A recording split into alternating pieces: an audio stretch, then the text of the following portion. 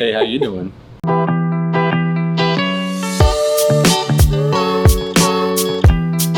Well, here we are, week 4, and it's time to put all of it together and fully implement it. You know, I think one of the bigger problems or challenges that we're going to face is just getting the entire company to work together to implement something new and different, and maybe some of them aren't going to like it as much, and you know, all the stuff that kind of comes with that. So I'm excited to kind of sit down and see where we're at and hopefully get to the next step.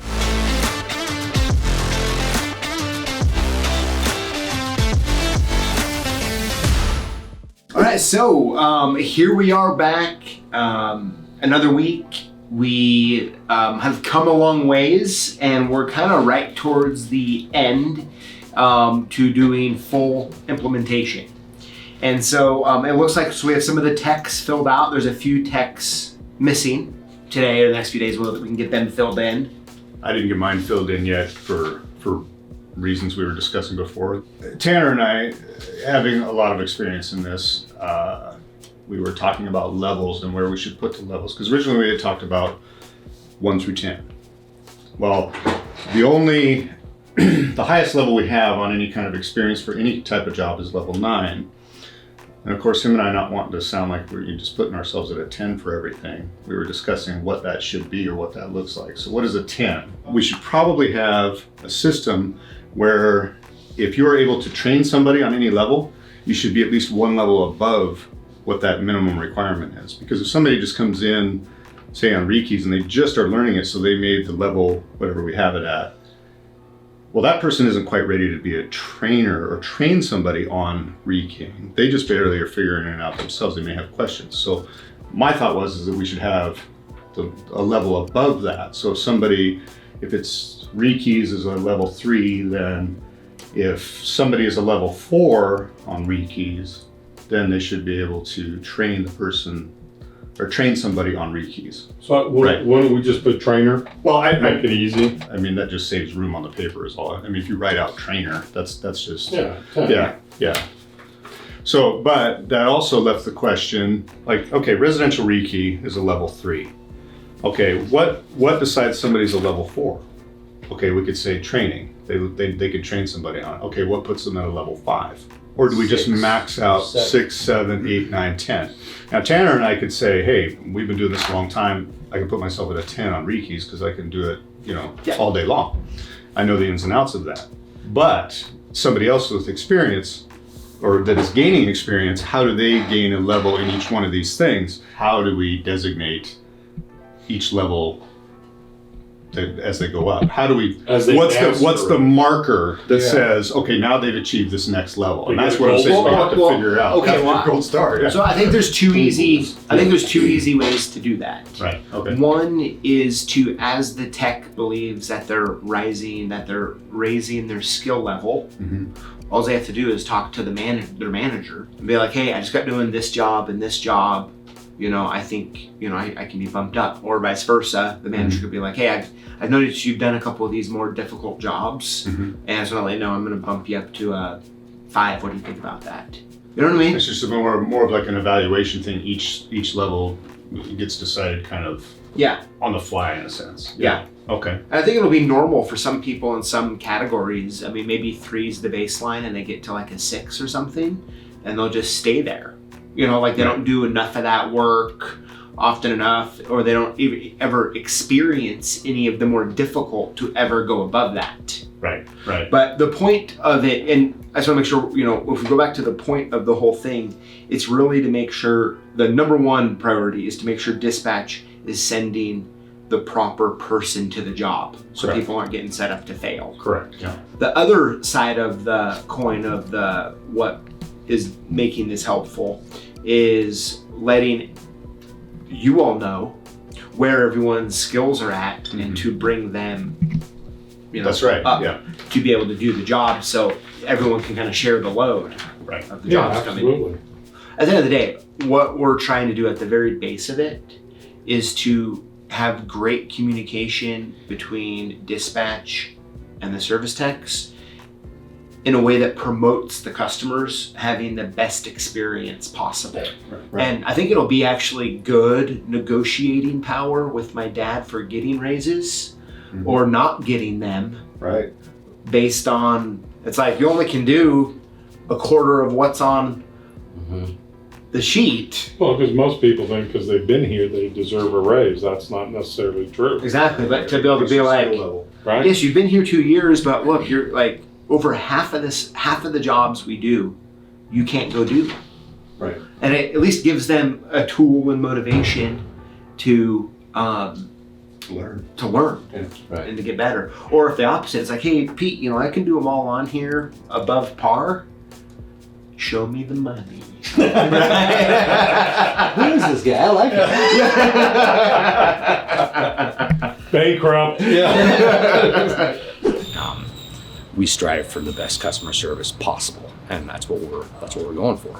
At the end of the day, doesn't matter what all happens, as long as your customers are extremely happy and will recommend you and use you again, that's what it's about. But I would assume that, you know, the goal is to keep the guys that know the most on the most complicated jobs, the stuff Absolutely. that makes the more profit for us, and Yes. so that we can be kind of free to do those things and have the time we need and not, you know, I know you get interrupted all the time, you know, and it's like, if we can save those interruptions and hopefully, you know, somebody that has lower skill levels can answer some of the questions that we would normally take, and then, you know, we would be flow better. And tell me if I'm wrong, okay? But I have I'm assuming that, like for Tanner, for example, he probably will have a really packed day of jobs to do that he's feeling pressured to do, but half of them or a quarter of them are actually 2 to 5s. Yeah.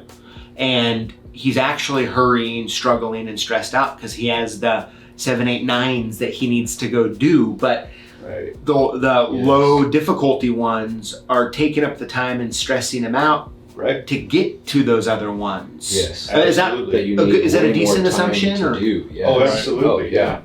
part of the goal, right? Is like what you said, is just to get the people who can do the 7, 8, 9s Right. freed up Right. to make sure we can do those without being bogged down with the 2 to 5s if there's other people who can do them. Right. Or at minimum, if you have to go do them, you can take someone and to raise that skill level up. So Right. it's going to be interesting to see how this starts to go as we implement, which kind of brings me to my next point.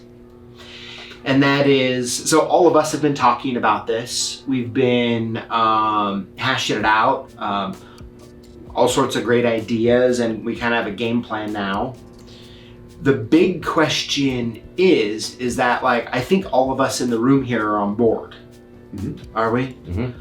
The question is how do we, or I should exclude myself from this, but how do you, who are interacting and working with everyone else in the company, there's a lot of other people. And what is the best way for everyone to talk about this and to get everyone on board and make them be part of the solution and not like part of the problem? And before I do that, I want to, and I guess before you answer, I'm sorry, I'm doing a double question here. How often are we having people meddle in dispatch stuff that aren't in dispatch? Is that There a shouldn't problem? be anybody unless, everybody should be talking to dispatch. They shouldn't be going in there Okay. changing anything. So it's not a problem. Well, it is a problem because people do go in there and change it without talking to dispatch. Okay. If they And- talk to dispatch first, then they have no problem. We might have 2 guys going to the same area Yeah. where they go, oh, I'll just handle that one, and they change it. Well, they need to talk to dispatch, and dispatch should see that. So it does happen from time to time. Right. Things are happening. So, and you guys tell me, but I mean, what I'm hearing is just simply like, listen, unless you're a manager or you're in dispatch, you can't touch it. Like, you know, you can't edit anything. I agree. You need to call dispatch and change it. And the assumption is like Tanner, the service manager, would communicate if he was going to change something. He would communicate with them to change it, right? Absolutely, without just changing it. Right. But I mean, it doesn't make any sense to have people change if they're Well, because there's confusion. Because what happens in the past is that, let's say one of the other stores go, "Oh, I'll just put this in." Yeah. Well, they haven't had a chance to put it in because they've already got that guy set up for something else. Well, we don't know what dispatch has on the back burner, meaning That's that what I'm saying. there could be jobs that they know are coming up, where I've seen Haley with notes like, okay, this person is going to be calling, or these kind of things, just waiting for that to happen. So there's an open spot that might be taken up or kind of in limbo, but then it could also end up somebody else put something in there. But yeah, I mean, at the end of the day, it makes zero sense for someone who is not involved with dispatching and knowing what's going on to do anything with that. Right. Right? I mean, it doesn't make any sense. Like, I mean, it seems like it's more, I'm guessing they're trying to be helpful, would be my assumption. That's, I would presume. But a lot of times it probably is a lot more hurtful than helpful. Creates a problem. Right. The only problem is we got a bunch of new people because we've had some leave, what was unfortunate. But, it just takes time to get these guys up and running. And I'm just throwing this out there, but is there a way to lock people out of dispatch? Meaning, I understand they can see stuff on the program, but can you keep the other people from? Because really, I think, my personal opinion, nobody should touch it unless it's dispatch, right? And that includes even you, because they know what's going on. Obviously, you're in control of it, but it should be that you talk to dispatch, hey, can we put this in? It shouldn't, because if you throw something in, even as the owner of the company, that still could throw them for a loop without discussing it, right? So that's what I'm wondering, is like, if to me, that makes sense, because they should be the ones in control of it. It's just like my daughter starting a company and she needs her locks changed. Right. I told them to put it in, just so if we have somebody available ahead of time. Yeah, I mean, I guess my assumption would be that if my dad or Tanner or someone needed to change something, that they would be communicating that in a way, because it's going to fall back on, like, if it ends up train wrecking, if he does it's going to fall on one of them anyways. That's right. Yeah. Right? Yeah. Right. So, I mean, I'd like to know kind of your input on this. Well, with the current system that we have, each shop kind of controls their own shop jobs type deal. Like if Melinda has something going on for in shop, that gives her access to put it in for their shop. But they're not supposed to touch the field technicians. And that doesn't always happen. In a perfect world, everybody would just, not touch it. But it's not a perfect world. But that's the way it should be, just like she said. The techs, she's in charge of the techs of the jobs. Yeah. Tanner's the manager of all the techs. Yep. And he can talk to them, have them change, but the people at each store can only put jobs in what's gonna happen at that store. And then you'll reiterate that to the people who need to know to kind of just shut that down. Yep. I mean, do you guys think it's reasonable? Or, I mean, you definitely speak up if you think differently. I schedule 50% of my own jobs. Is that okay?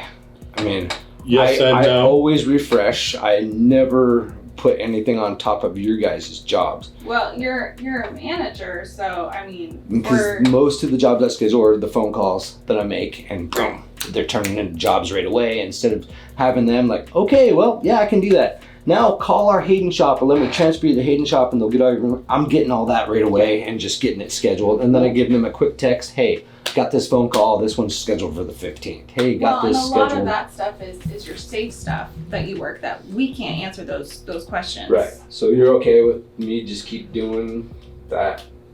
Well, I mean, again, you're the manager, so. Yeah, you're a manager, and I think. But what was your opinion? He's asking. Yeah.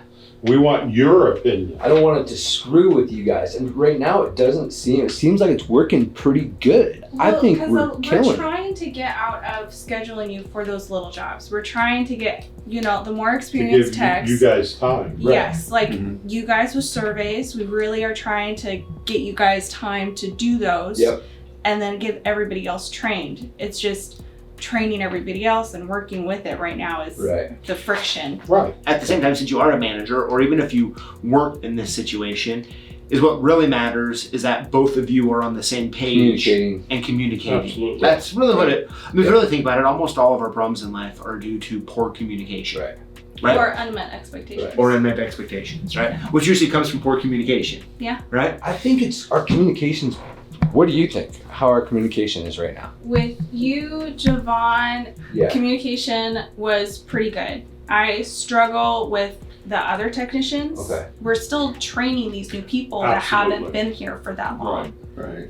I mean, I think some of these skills that people are lacking a little bit, I mean, we're talking 2-3 days of training, of intentional training, can get them way further than they are right now. The problem is today is that you don't get all these jobs every day. You wait for the phone to ring for that call to do that training. Well, yeah, exactly. You can do all the rekeying in the shop you want. Okay, and I agree, but what I mean by intentional training is that go ahead and take a grade 2 commercial lock, set it on the bench without a key, Make them do it, and be like, hey, let's talk about your options. Going through those and just being really intentional in the shop, because it's the deal. True. If they're not capable of going out and doing the job, so be it. That's part. And sometimes the jobs you people are, the other techs are on, are so advanced that it's not really worth showing them because you're skipping so many levels. Set them up on the bench with the real life situations. Have someone work and walk them through. And so, the next day, you're like, okay, here's another one. How do you do it? Okay, but what kind of shirt you have on today?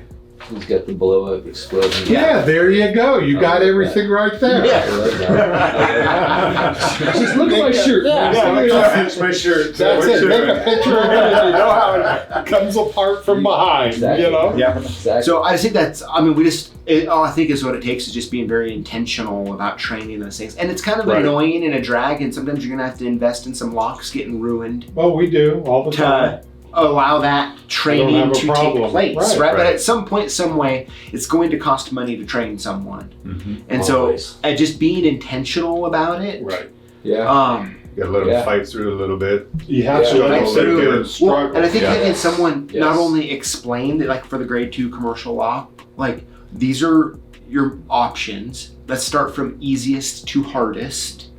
Let me show you each one of those. And they'll see you even still on the easy option struggle a little bit. yeah. Right? Absolutely. But then once you go through all the different steps and they see it, well, now they've seen it, they have a list, and now they get to struggle through and gain their own experience learning how to do it.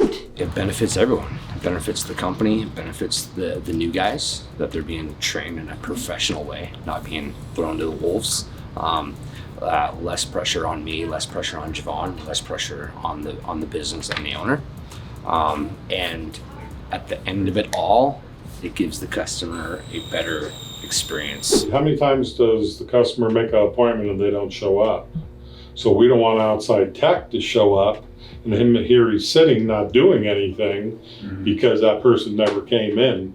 So we have to have a system where we call to remind that customer, tomorrow you're bringing in at this time, I mean, sort of like the doctor's office, they tell you, hey, you got an appointment. Yeah, a reminder. Right. I like it.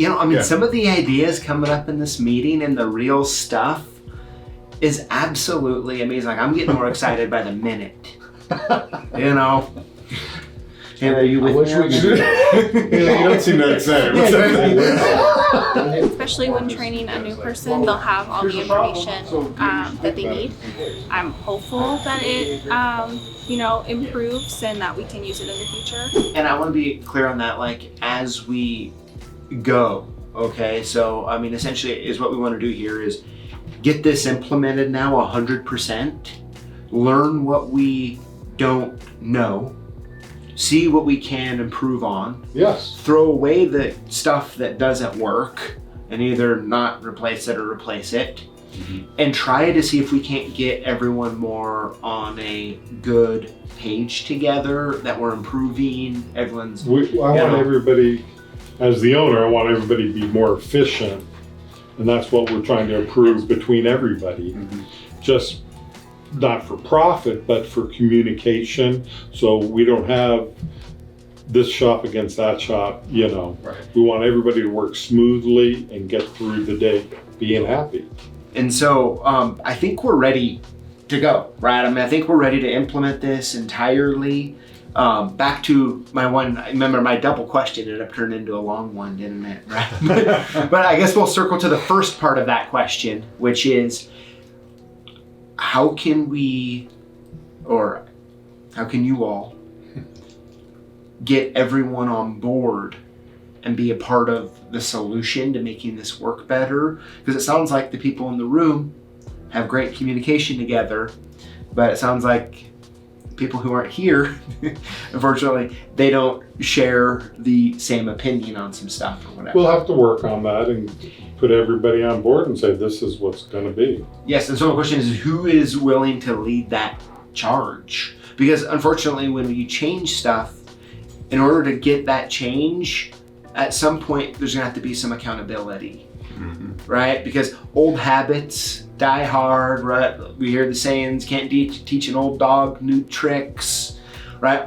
This is how I've done it for how many years? Why are we changing it now? It works good for me. It's not my fault. No one else can, do it that way.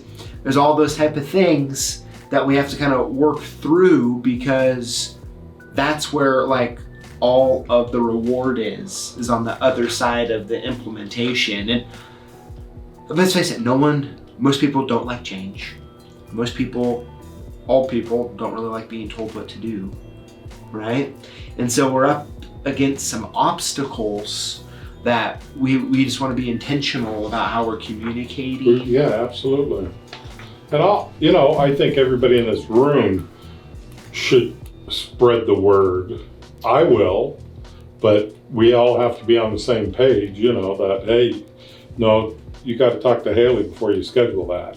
Plain and simple, we're trying not to set them up to fail. Right, Right. Absolutely. Make it easier for dispatch and getting them up to par to Right. be able to basically do anything. Right.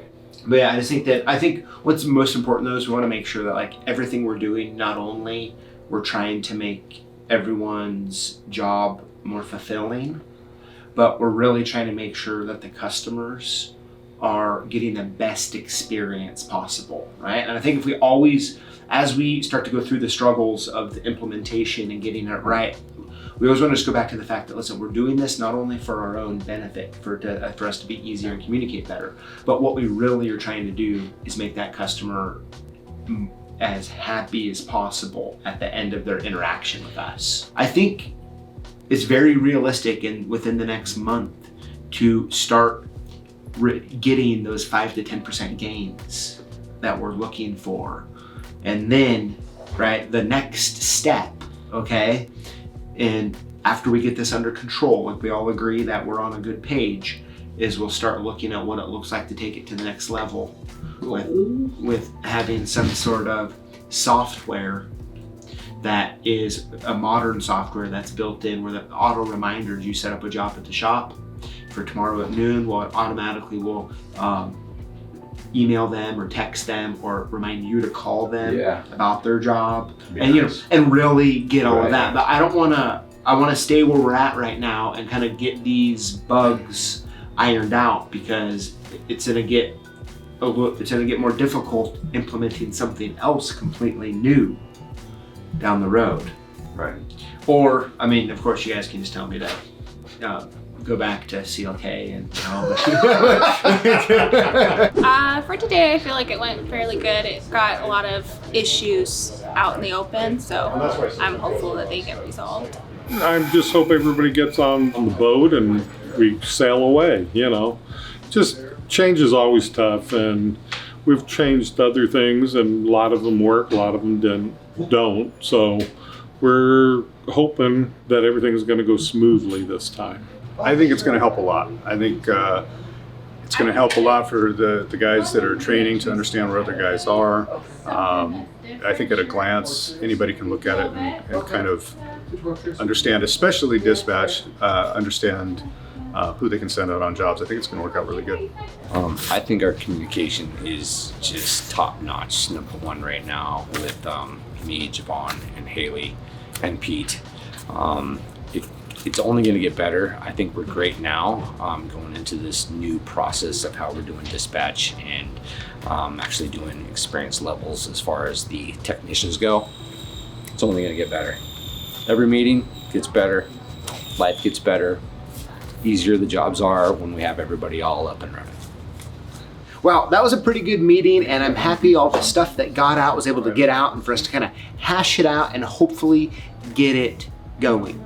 Now, at this point, we're going to be waiting 3-4 weeks, something around there. I'll be checking in a little bit, but we'll see you again in about 3 to 4 weeks, and we'll see where we're at. Thanks for watching. Well, I guess this is the end of the video, and it's time for you and I to part ways until next time. But hey, before you go, I really do want to make sure that you know that when you comment on our videos and you include the hashtag lockboss, you automatically get hooked up to win cool stuff that we give away live here on YouTube every Tuesday. So we'd love to have you join us. We'd love to have you comment, and I look forward to reading them soon.